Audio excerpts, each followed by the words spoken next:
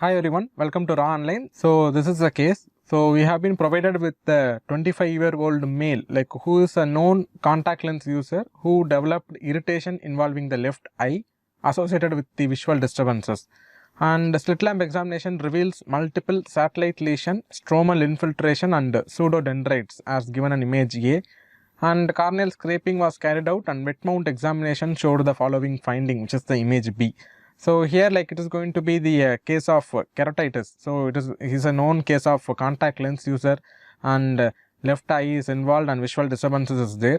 And the slit lamp examination, we were able to see multiple pseudodendrites, and this kind of image is going to be the case of keratitis and is a contact lens user, and corneal scraping was carried out and you are able to see the trophocyte of Acanthamoeba. So I am telling this is going to be a trophocyte of Acanthamoeba species. How? We are able to see acanthopodia. So these are the acanthopodia. So these are the projections from the particular amoebic structure.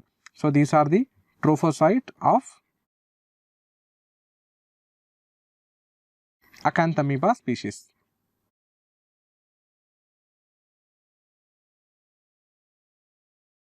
And that's going to be the acanthopodia, which is a characteristic feature of this particular organism. So whenever we talk about an Acanthamoeba, this can act as a Trojan horse where this particular parasite can harbor other infections like Legionella. So when it comes inside our body, it is not only going to come alone, it is going to take some other pathogen with the particular organism and come inside our body.